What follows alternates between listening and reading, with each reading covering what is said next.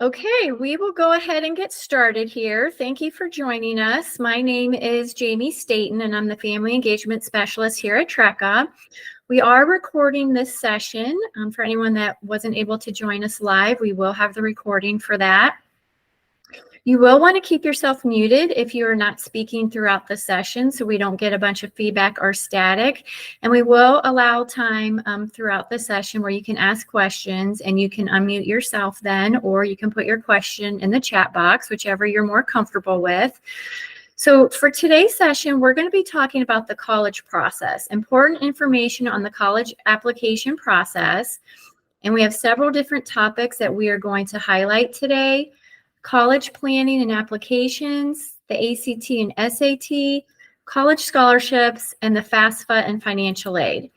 So at this time, I'm going to go ahead and turn the session over to our counseling team.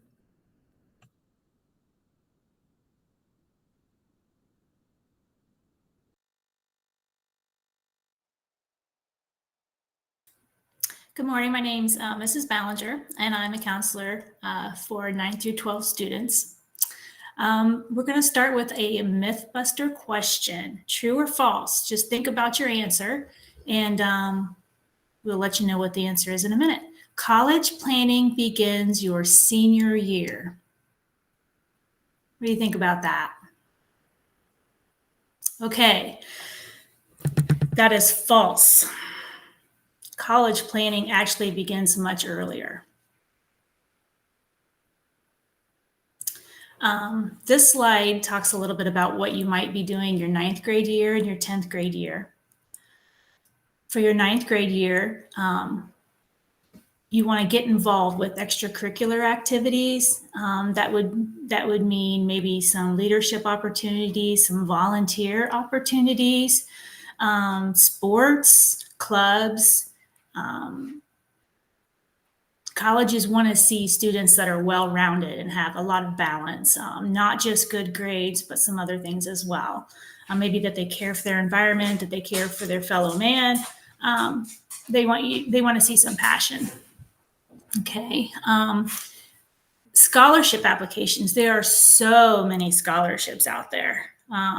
It can be overwhelming. So the earlier you can start looking at those, the better, because there's scholarships for all kinds of different things. Your background, your grades, your interests. So the earlier you can look at that, the better. And then obviously strive for your academic best. Sometimes students will think, oh, well, I can slide for a few years, but my senior year, I'll do really well and I'll be fine on my transcript. But that's not really true, because once you get into the 9th grade, your transcript becomes a permanent record. The grades don't go away like they do in K through 8. So you have to start strong if you can, your strongest that you can, because if you get poor grades, you're going to have a really hard time later on bringing your grades up. So if you have a college that says, you know, we only want the best of the best GPA, which stands for grade point average, then you might have closed those doors because you didn't try your best in the 9th grade. So you want to start out strong. It's much easier to start with a strong GPA than to bring up a bad GPA, because if you get bad grades and then you get all A's, you still won't be able to get back to that 4.0. So just do your best from the beginning, and then you'll know that you've done what you can to prepare yourself. Okay, so then 10th grade, well, we didn't do 10th grade yet.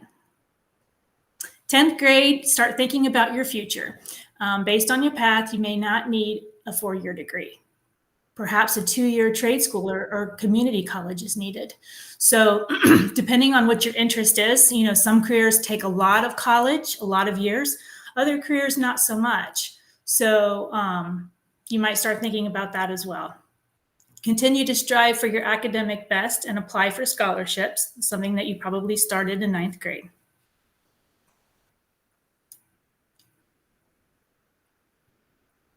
And then in the 11th grade, you'll take the ACT or the SAT. With TRECA, you will have a free opportunity to take the ACT in the spring. So we'll give you that opportunity to take it for free. You're welcome to take it more times than once. Many students will take it once and then they'll take it again to see if they can raise their grade, because some colleges will look at that. Once you've taken it twice, if your grade doesn't change a whole lot, then usually it's not going to change a whole lot taking it any more than that. Most of our students will take the ACT over the SAT. So that's something you want to look at too. If there's like one college you just really, really, really want to go to, see what they accept. You can look it up online, whether they want the ACT or the SAT. Also, the 11th grade year, attend a college fair or tour a college. You can speak with representatives to learn more about their programs. I really, really encourage this with students because you can't really get a feel for a college from a computer screen. I mean, you can definitely glean information, but you're not going to know what environment fits you, what culture is your culture, where you feel comfortable, unless you actually visit the campus. So I would encourage you to visit at least one, maybe several, so you can get a feel for what you feel comfortable with. And I believe that TRECA will offer some excused days to go do that, because that's very important for your future. Okay, so 12th grade, narrow down your list of potential colleges to a handful of 5 to 10 to meet your needs. That's kind of a lot. Personally, in my experience, I would rather you go 3 to 5. 10 is a lot of applications to do. Sometimes you have to pay a fee to apply. So maybe 3 to 5 would be a good number as well. You want to pick that one that the one that you would get in if nothing else mattered, if you could have anything you wanted and it didn't matter what it cost. If that one college, then you have one that you'd be happy with if you couldn't get into your first one. And then you have one that you could get in very easily with your eyes closed. They kind of accept everybody. So you want to have at least a 3, I think. Make note of deadlines. Each college and scholarships have their own deadlines. This is something that you're going to have to start really taking responsibility for as far as keeping track of everything. You're going to want to maybe keep spreadsheets. Just maybe make columns that say, the college name, who you talked to and what date, or their application deadline, just all those things, because we're only human and we can't keep track of all that. So use your technology and keep track of all that, or just write it in a notebook if that makes you more comfortable.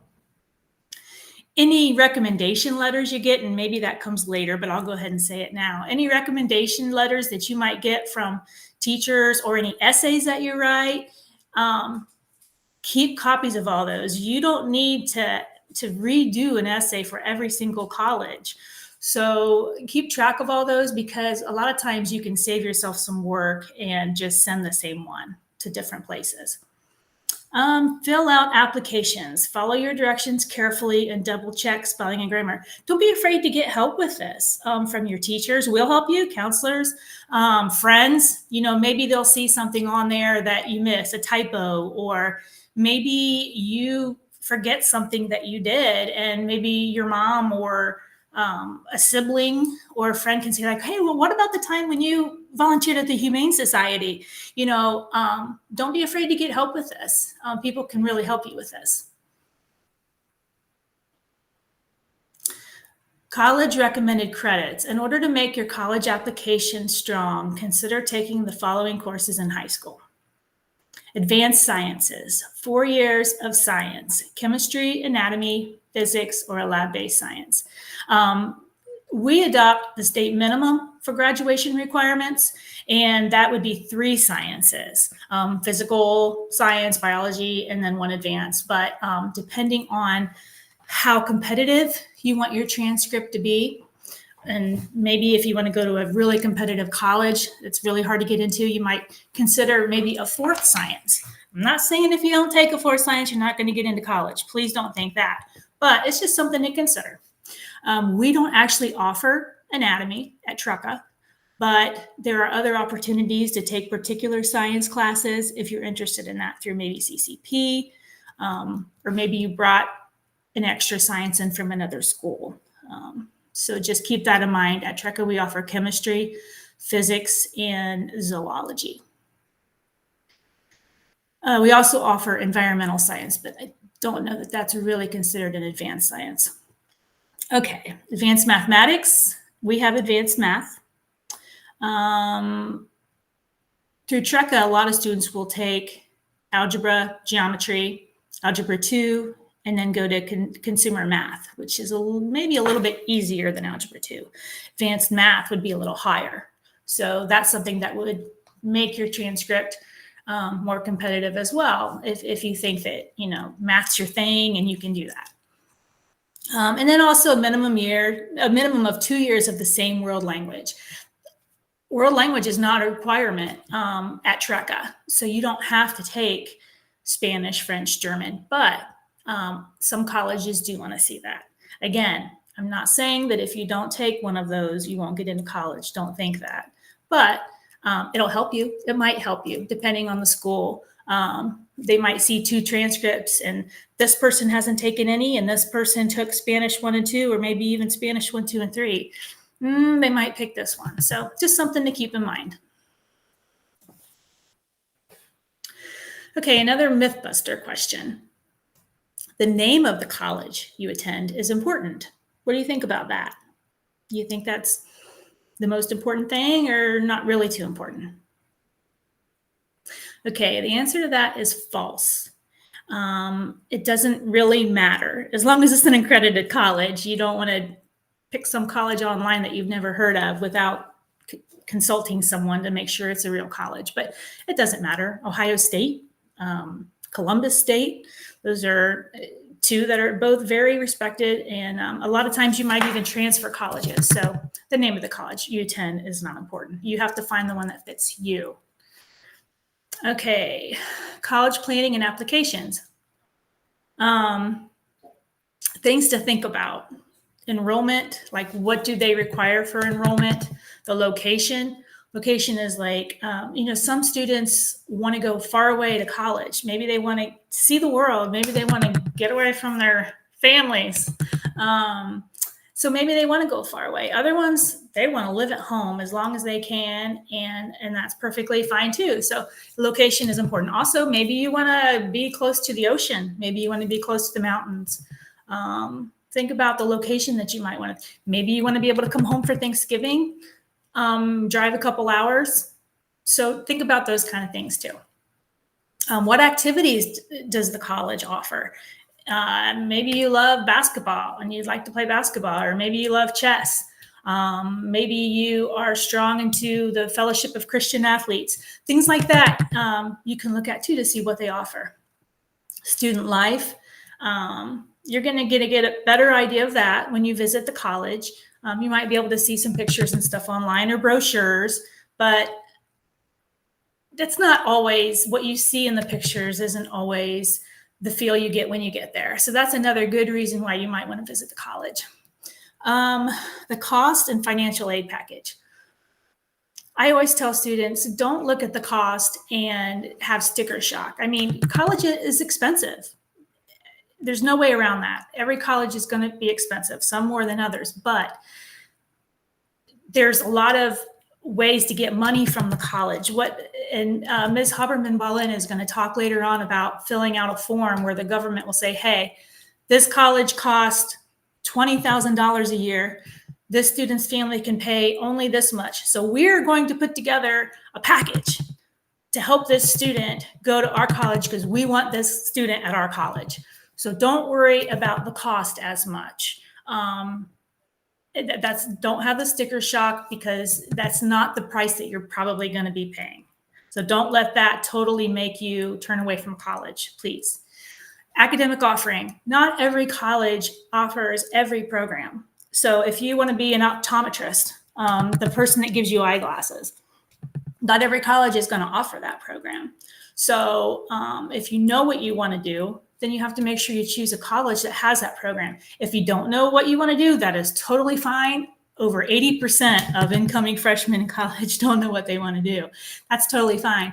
In that circumstance, you might want to just take some few general college courses until you decide, or go to a college that's maybe a 4-year liberal arts university that has a lot of different majors. So once you get there, you can kind of decide. So that's fine too.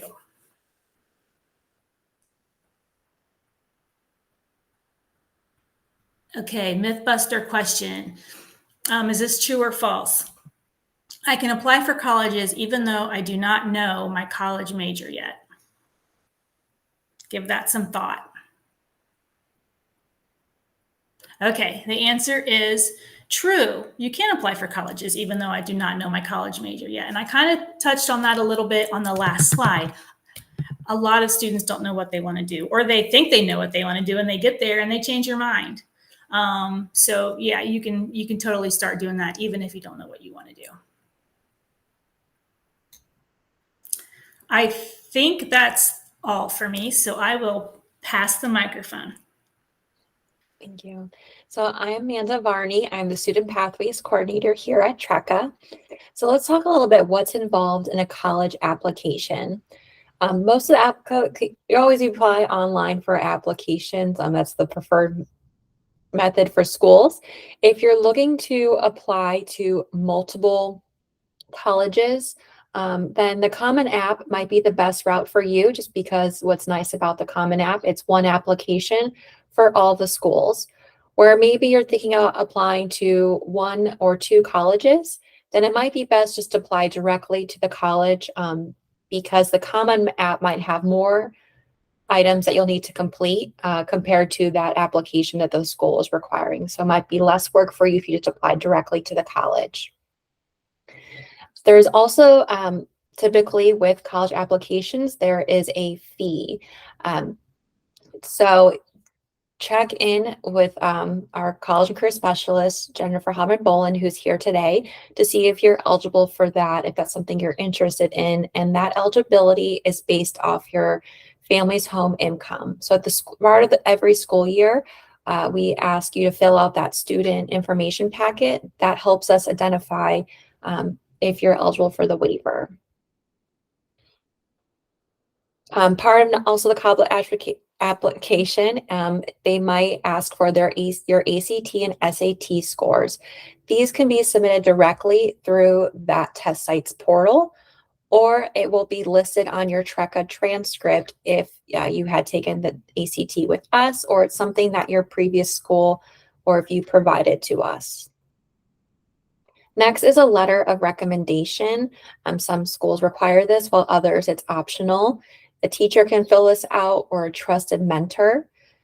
What's most important about a letter of recommendation, it should be adding an additional piece to what your transcript or your college essay can't tell the college admissions person about. So typically the college admissions will go through your transcript, your essay first, and then they're looking at that letter of recommendation for that additional piece to learn about your character. So maybe you don't have someone here at TRECA that can best describe you, but your neighbor that you have, done service for the last year, like mowing lawn or something, knows you well and your hard work that you do to help them out. I would definitely maybe consider them as a letter of recommendation. Again, it's someone that can add additional piece for you.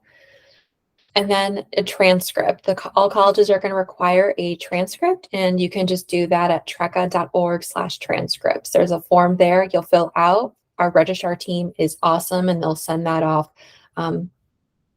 sometime same day or next day.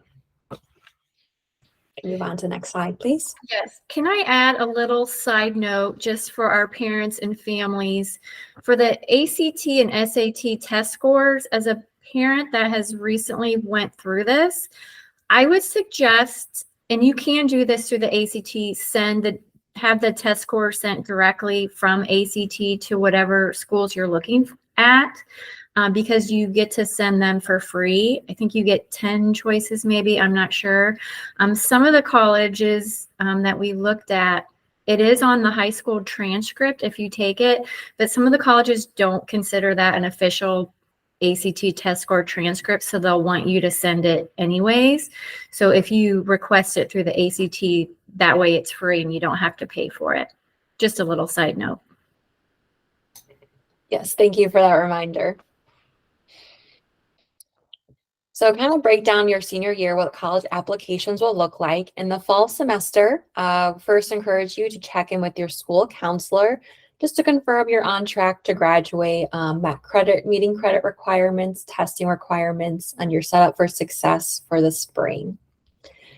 You'll also, if you're looking to raise your ACT or SAT score, you'll want to take that in the fall so that you have your scores back in time for your college application. You'll also want to review college admission requirements just to make sure you are meeting all those expectations for your college application. And then typically in the fall, that is when you're completing applications, collecting your letter recommendations as well from those trusted mentors. We just encourage you to give your mentors enough time to complete that form before the deadline, and also let them know where you end up going. They want to hear where you decided as well.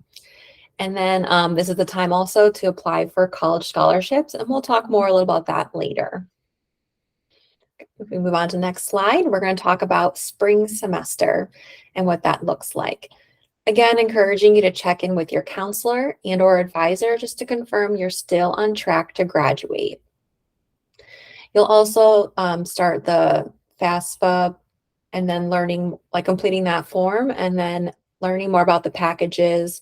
Each college will offer you different amounts, so this is the time to weigh the pros and cons and see what college will be best for you. And then typically you make a final decision of where you want to attend by May 1st. And then something to keep in mind is once you are an official graduate, you will need to send an official final transcript to the school that you have chosen. We just encourage you to do this before the summer break, just because in the fall, your college will reach out to you. They want to verify that you are an official graduate, you earned your diploma. So that's why it's important to send that final transcript. Just some tips for that college application process. Take charge of your college application. So the form should be completed by the student, or if there's a question that the student might have, the student should be reaching out to the college regarding this, just because, college, the student is going more independent, and the colleges want to see that student is ready for that transition over.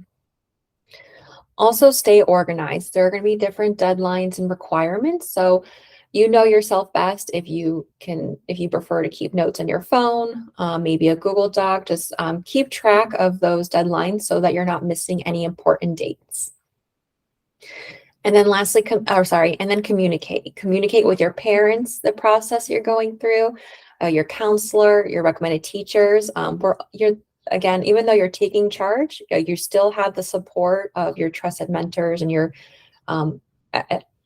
family and school here. So again, take advantage of that. If you're feeling overwhelmed, check in so we can help you navigate that process. And then you're focusing on the right fit for you. So as Ms. Ballinger had mentioned, we're not looking at the name brand of the school. You're finding a college that's best fit for you to help you succeed towards your future path. And again, you're not doing this by yourself. There's no need to panic. Your counselors, your family, we're all here again to support you. All right, take a sip of water really quick. So now we're going to talk about the ACT and SAT. So what are these standardized tests and how you can be prepared to be successful? So let's take a moment to think. True or false, all colleges require ACT or SAT score for admissions. I want to go to the next slide. So this is false. One of the positives that came out of the pandemic is colleges realized that this one score does not define a student's success, or that, There are barriers in place that prevent a student from being successful on that exam, or sometimes things happen the week before, the night before, that impact that score. So a lot of colleges are moving towards it being optional, but it's still encouraged to take that assessment, as it can be used for merit scholarships, so free money, as well as maybe course placement. Sometimes an ACT score, you might be able to get into certain programs or courses. So it's still helpful to have, but it's not going to be a determining factor if you're accepted in the college. So what does the ACT or SAT look like? So this is an entrance exam, again, used by most colleges and universities to make admission decisions. ACT is computer based, it's mostly multiple choice. And the higher you score, the more opportunities for attending and paying for college are available to you. So you can see here on this chart, it's a little bit different than your end of course exams that you're used to, where each subject, there are a certain amount of questions and time limit for each subject. And you have to sit, for example, for English, it's a 45-minute test. Say if you finish those 75 questions beforehand, unlike the end of course exam where you're done, for those each subjects, you're still in that room. So it's really important, take your time, take advantage of that full time that you have for those tests, because you're going to be in that room for that entire duration. And then all juniors get one free opportunity in the winter to take this assessment. At TRECA, we offer the ACT, and you will complete that at one of your local regional office. And then say if you decide to take this on your own, there are waivers. Reach in again to Ms. Haberman-Bolin to get a waiver for the ACT or SAT if you're eligible. And then there's more information regarding, how to prepare, resources in the main office under the ACT information tab. So now we kind of talked about what the ACT is. Let's talk a little bit what resources are available to help you prepare. It's encouraged that you take 1 or 2 practice assessments before you sit for the actual test, just so you learn areas of growth to help, practice before you take the actual test. So some resources that are available to you is ACT Academy. This is an online learning platform that's directly provided by ACT, and there's no charge for it. So definitely take advantage of these free opportunities. There's also an ACT official guide as well as SAT. They both offer, official booklets. They'll have practice tests, answers on those practice tests and explanations of how they got there, and just some test taking strategies. There is a cost for this, but also check in with your local library. They have, they have these books available as well, and different years of it. So they'll have like the most recent, some of them, or, maybe 2-year-old dates ones, but definitely take advantage of that free instead of paying that cost for that guide. Next, we have Khan Academy. There are some test prep videos available for AC and SAT, and again, that is free. And then TRECA offers an ACT prep course. You can actually earn half a credit of elective credit by completing those blocks, and you're preparing for the state test. So if that's something, the ACT or SAT, ACT. So that's something you're interested in, definitely reach out to your school counselor to have that added. And it's just recommended that you, again, are preparing for this because it will help increase your confidence for that actual test, and let you know what to expect that day to help decrease any testing anxiety you might experience. So I'm now going to pass it over to Ms. Haberman-Bolin to talk about college scholarships. Hi, everybody. I'm Jennifer Haberman-Bolin, and I'm TRECA's Career and College Specialist. And like Ms. Varney said, I'm going to talk about college scholarships. We're going to talk about where to find them, when to start looking, and everything financial aid. Okay, so our first Mythbuster question. All financial aid needs to be paid back.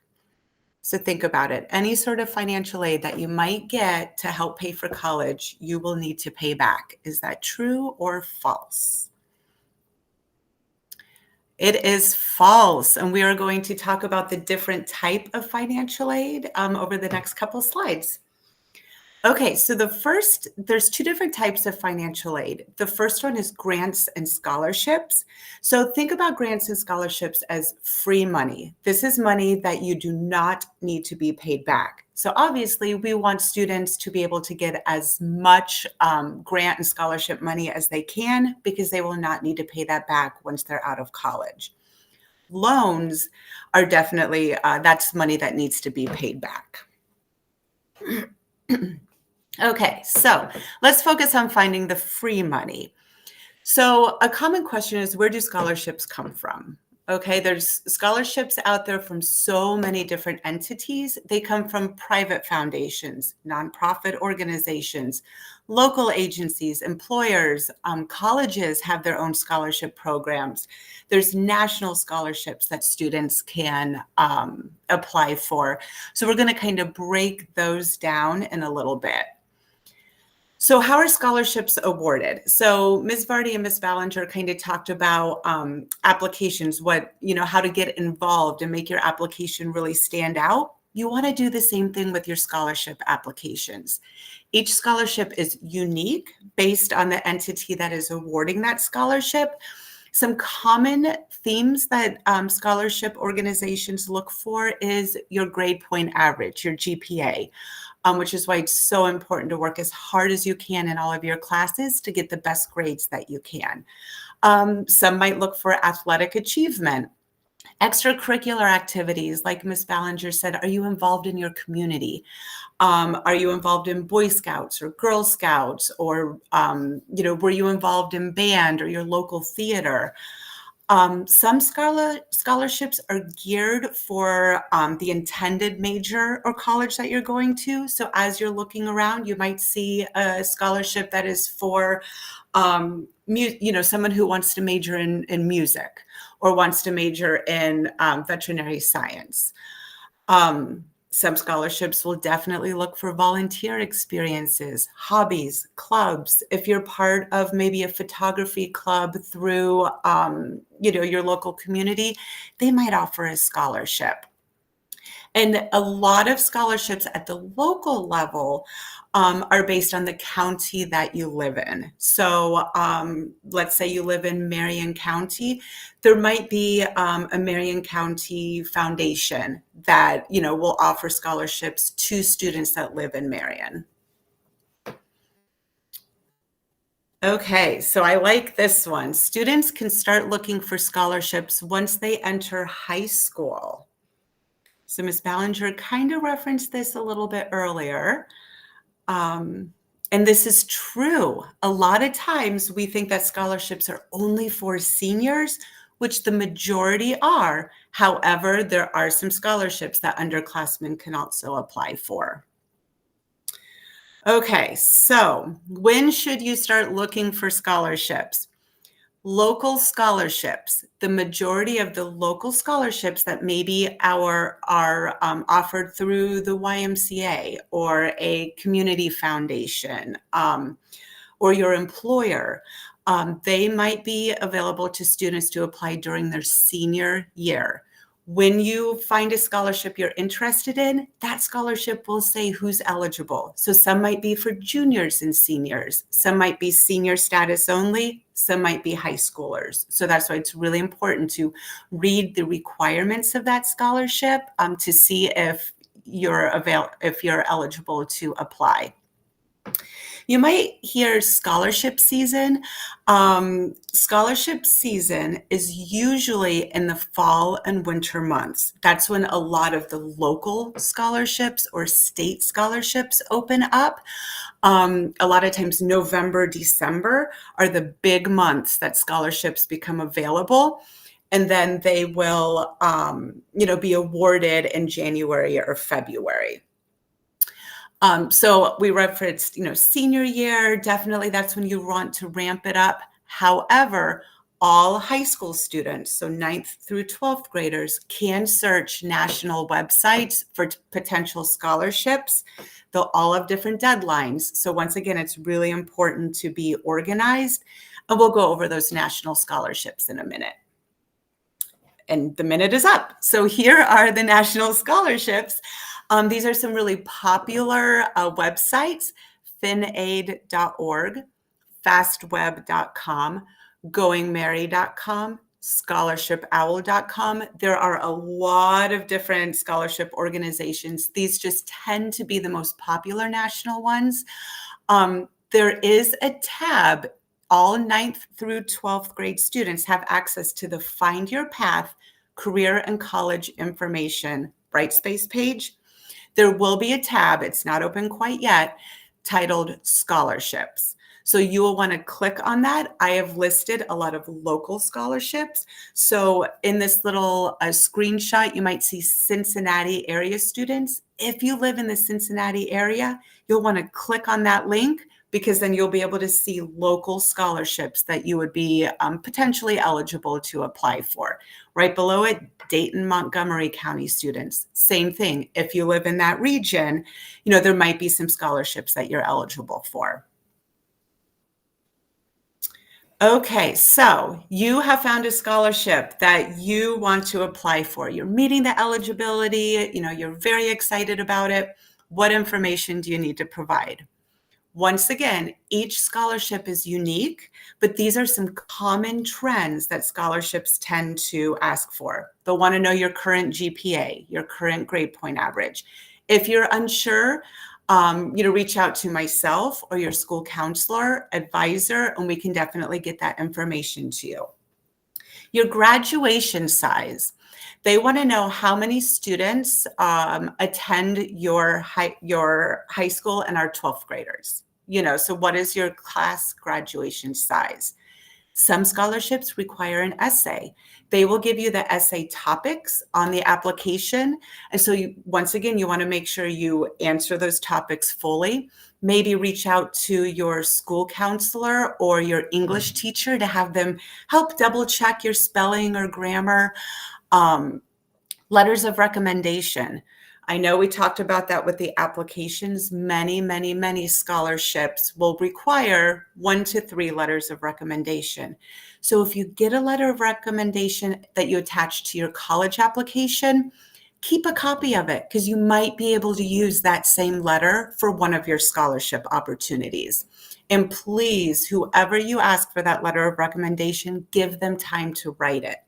So if the scholarship or college application, let's say, is due November 15th, you don't want to ask for letters of recommendation on November 14th. That does not give your trusted mentor time to really write an in-depth letter of recommendation for you. And you want to be respectful of their time as well. And almost all scholarships require proof of FAFSA. We will be talking about FAFSA in a little bit, and I'll explain what that is. Okay, so additional scholarship tips. Think about who can write a letter of recommendation for you. Depending on the type of scholarship that you're applying for, you might want to ask, a teacher, your school counselor, a coach, your employer, anybody that you feel really knows you well and can speak to your character, your skills, and maybe gear it toward the type of scholarship that you're applying for. Once again, going back to a photography club, let's say you're part of a photography club and they offer a scholarship. You might want to reach out to maybe somebody in that photography club to write you that letter, because they can talk about your different skills or your passion about that. Once again, ask early. You want to give that person plenty of time to write your letter.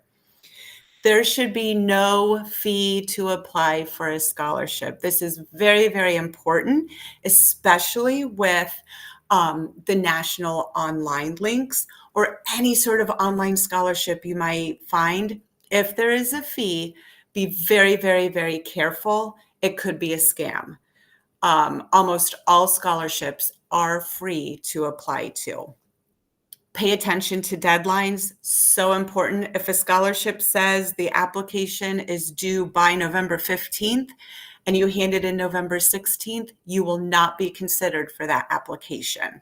So you want to start early. And once again, just like college application deadlines, keep track of when they are due so you can get all parts of the scholarship that's required turned in. And make sure you answer all the questions on the scholarship application. If you have any blanks, if you answer, I don't know, or just, like I said, don't answer the question, that application is not going to be considered for the scholarship. And lastly, apply, apply, apply. There's no limit to the number of scholarships that you can apply for. So, if you find, 6 scholarships that you think you might be eligible for, apply to all 6. The more you apply for, the more free money. Remember, scholarships you do not have to pay back. So the more you apply for, the more you could receive. All right, so FAFSA, I feel you've heard that term, from Ms. Ballinger, from Ms. Varney, and myself. So you're probably thinking, what the heck is the FAFSA? Why do they keep talking about it? So we will cover that. But first, we're going to try a Mythbuster question. Regardless of your family income, you still need to apply for the FAFSA. True or false? This might be kind of a tough one if you're still kind of not sure what the FAFSA is. All right, this answer is true. So if you are a senior who is college bound, you will have to apply for the FAFSA. So let's talk about what that is. All right, FAFSA, that stands for Free Application for Federal Student Aid. The FAFSA is going to be your biggest pool of financial aid, of where you're going to be able to find grant money. And remember, grants you do not have to pay back. So you can find grant money that you're eligible for.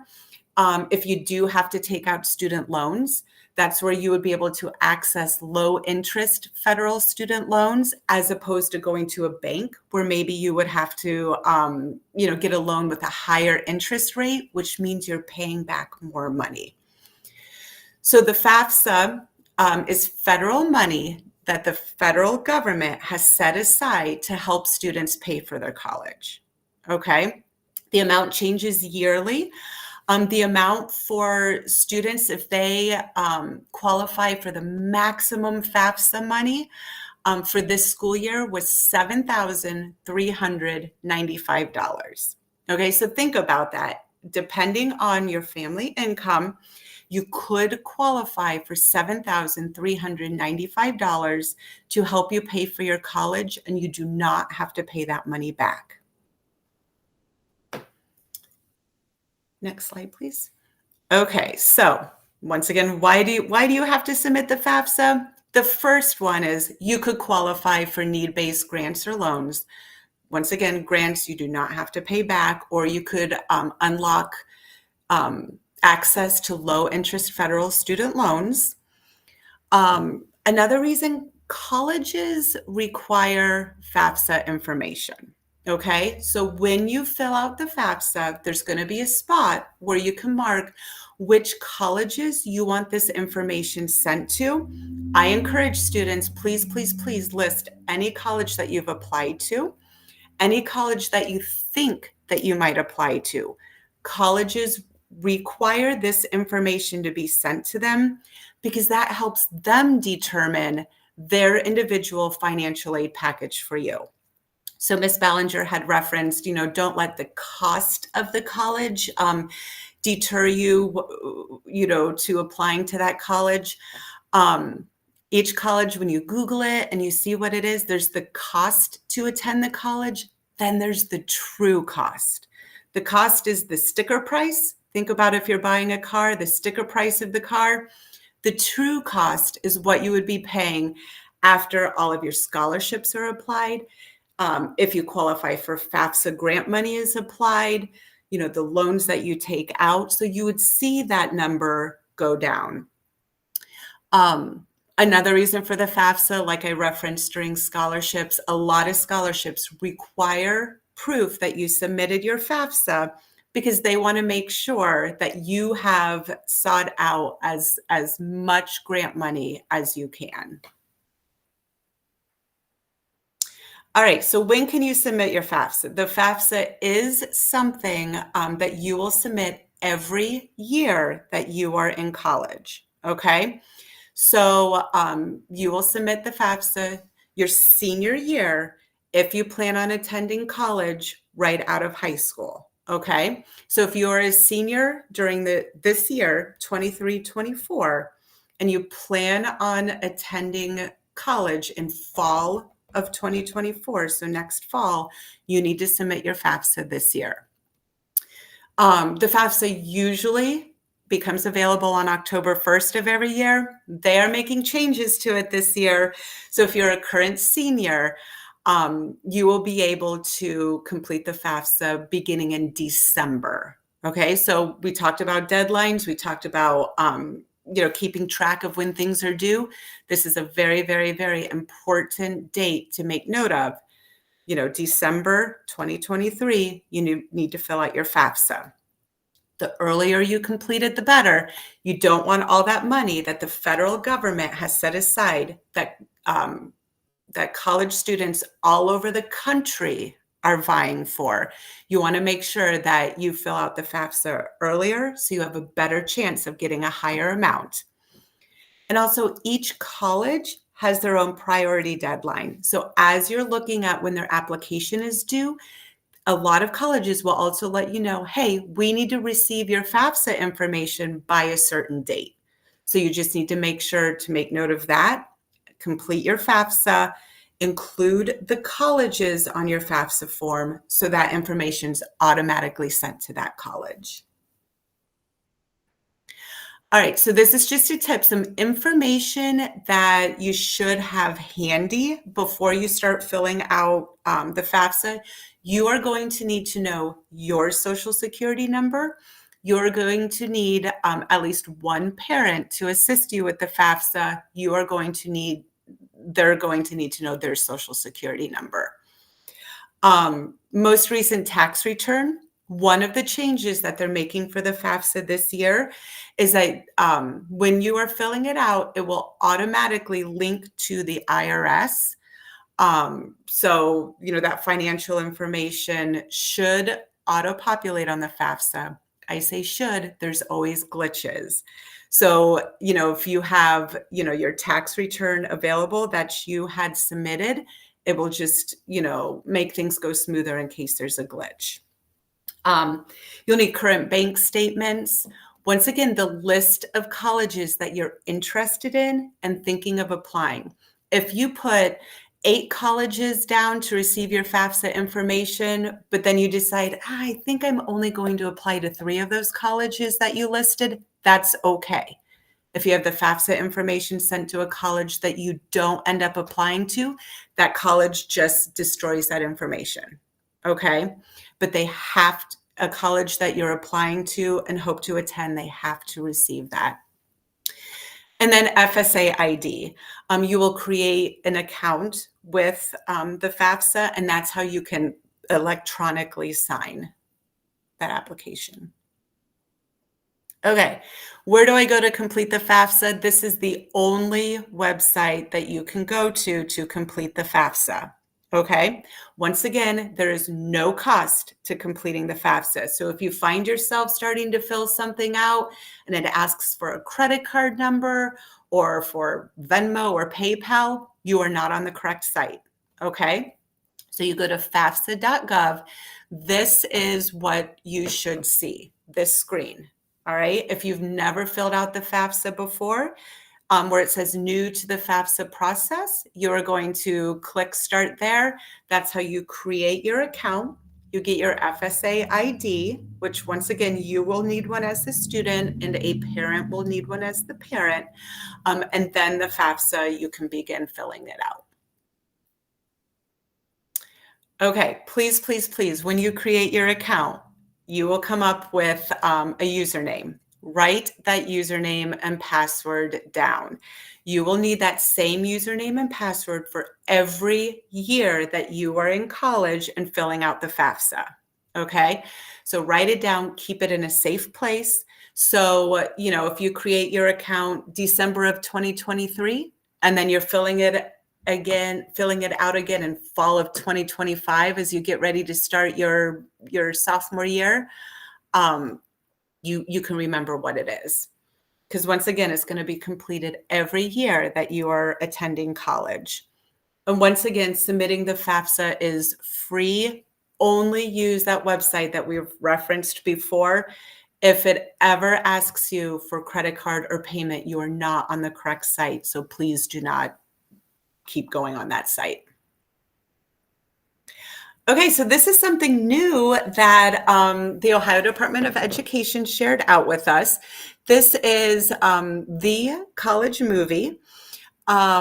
We were able to reach out to them. There's typically a cost for students to access this movie, but with the VIP code, which is TRECA23, you are able to watch this movie for free. So to access this movie, they've got different tips on how to choose a college. A lot of what we talked about today, how to choose a college. They go over the FAFSA, they go over scholarships, they go over financial aid, timeline. Like it's a little comedy movie. So they have some comedy mixed in with some wonderful tips.